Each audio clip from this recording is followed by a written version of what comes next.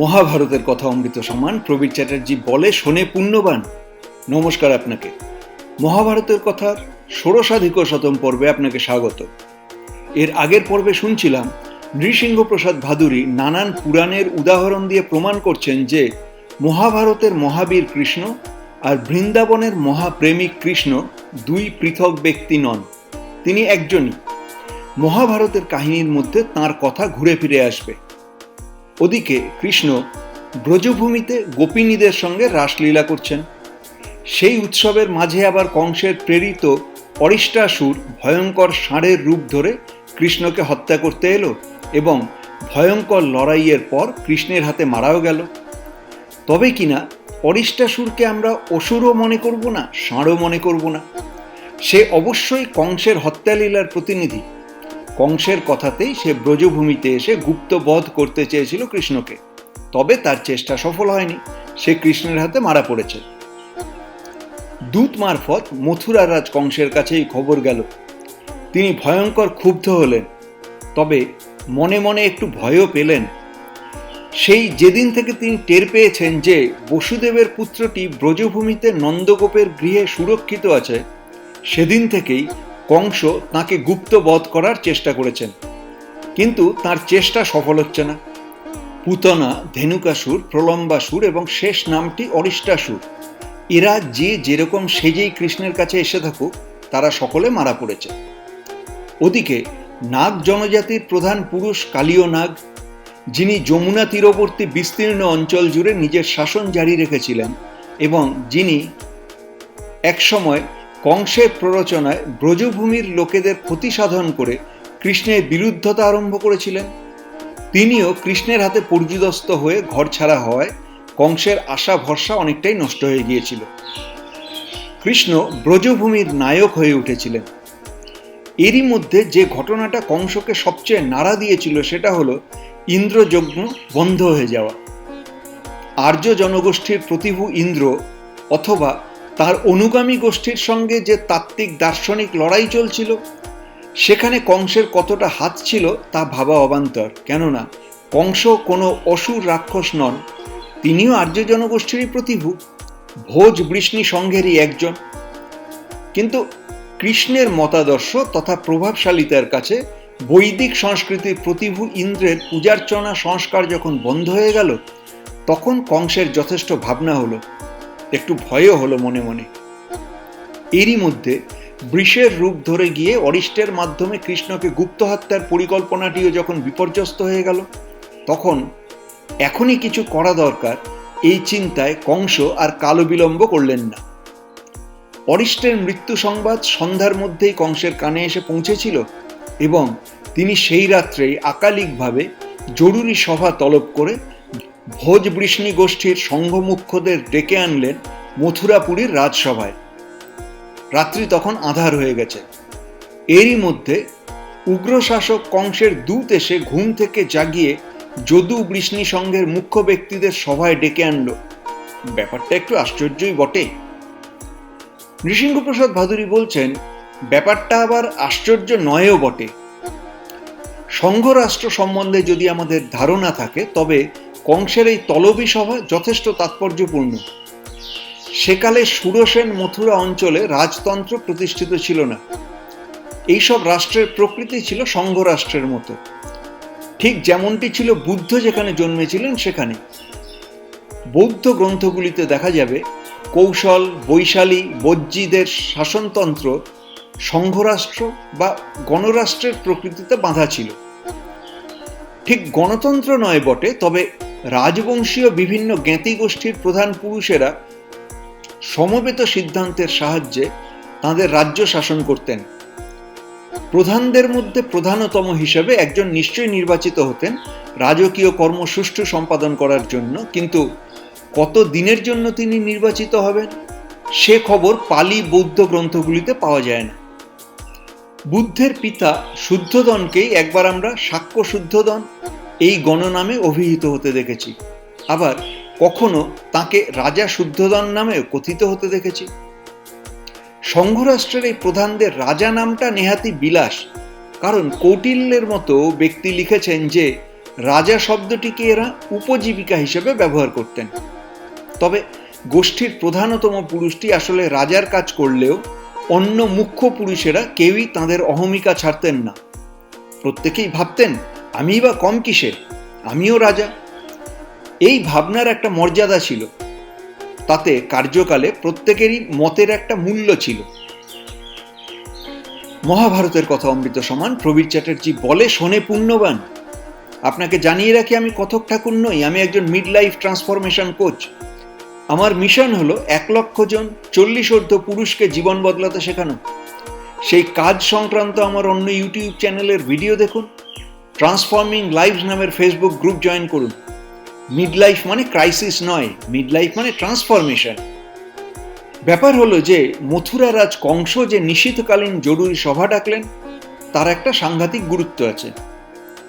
কংস যে ভোজ বৃষ্ণীদের মধ্যে প্রধানতম ব্যক্তি অথবা রাজা হিসেবে কাজ করছেন, তা কিন্তু মথুরার সংঘ মুখ্যদের সমবেত মতানুযায়ী নির্বাচিত হয়ে নয়। তিনি ক্ষমতা অধিগ্রহণ করেছেন আপন বলদর্পিতায়। তার আগে কংসের পিতা উগ্রসেনই ছিলেন সংঘ মুখ্যদের নির্বাচিত প্রতিনিধি।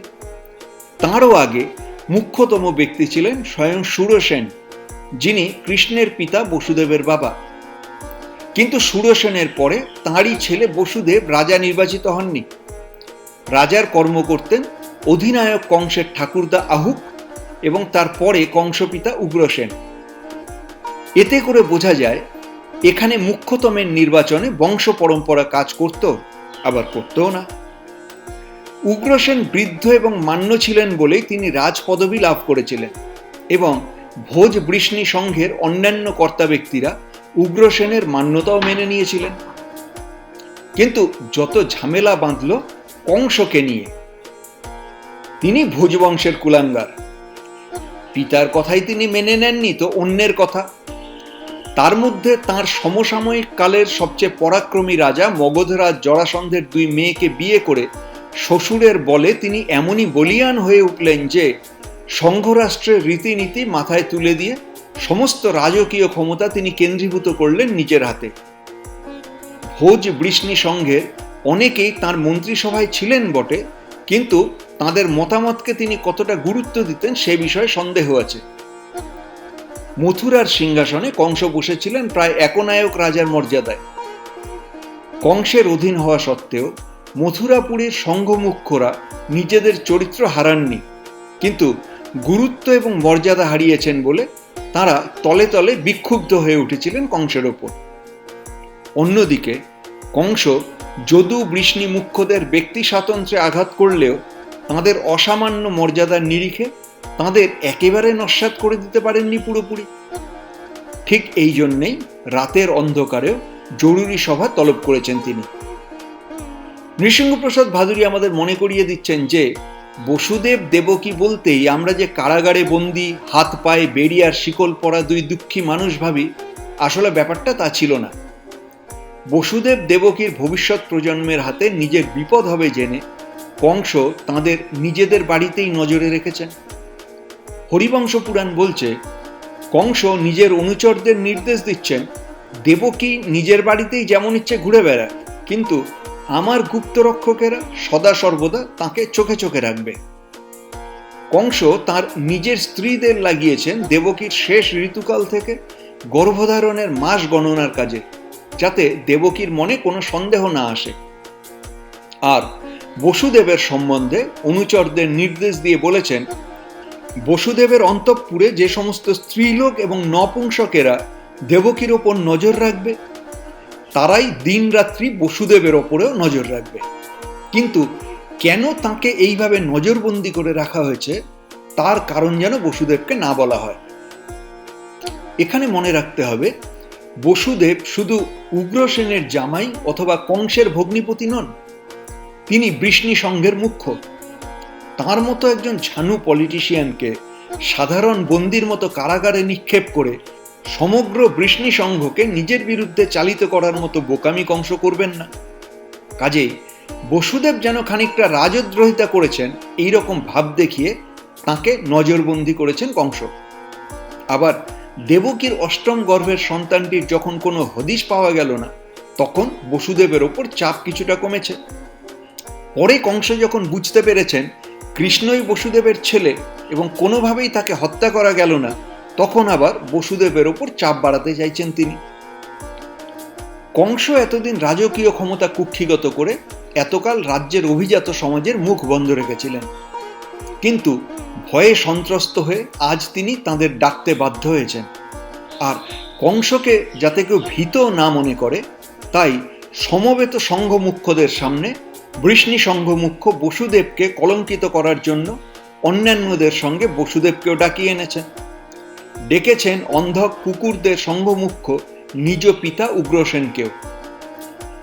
কংসের মন্ত্রণা সভায় আর যেসব সংঘমুখ্য এসেছেন তাদের মধ্যে আছেন যাদব কঙ্ক আর তার ছোট ভাই।